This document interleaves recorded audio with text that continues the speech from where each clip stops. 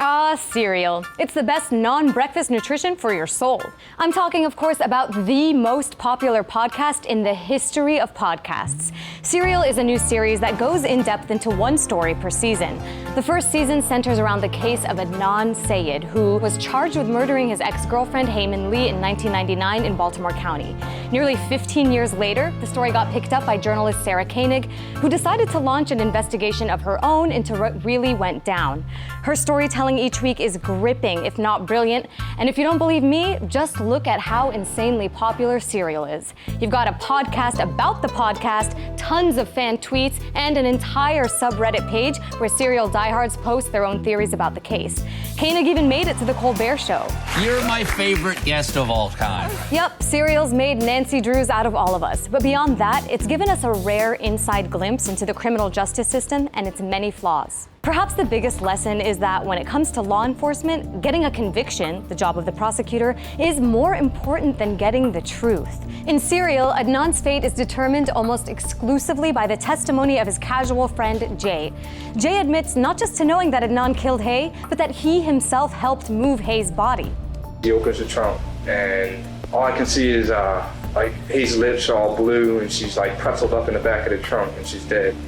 Seems pretty damning, right? But Jay doesn't spend a single day in jail, and his testimony, which is filled with discrepancies up until the trial date, is used by the prosecution to build the entire case against Adnan. At no point is DNA evidence even looked at. The prosecution gets the testimony they need to convict, and Jay gets a plea bargain buying him a get-out-of-jail-free card. By the way, the jury in Adnan's trial didn't even know that Jay would not be receiving any prison time, and that speaks to how crafty lawyers can be in shaping what they want a jury to know.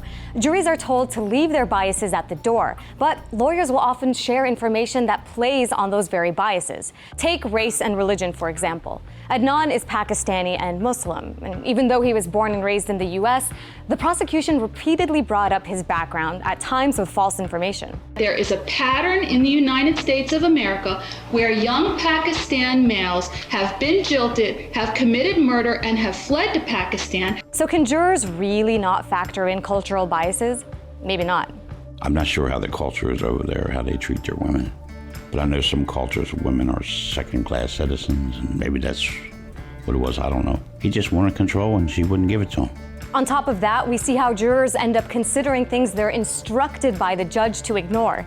In Serial, it's the fact that Adnan didn't testify, which is not only pretty standard for defendants, but a constitutional right in the US legal system.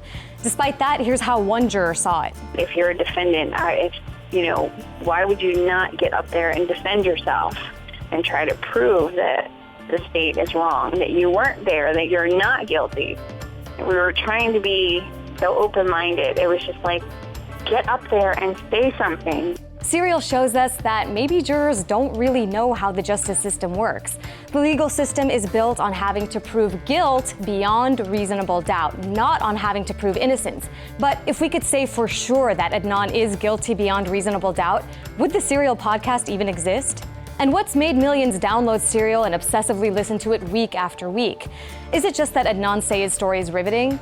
Or is it that the podcast has left many feeling the same way the criminal justice system does? Unsatisfied, wanting answers, and wanting justice. One thing's for sure, radio has made a comeback.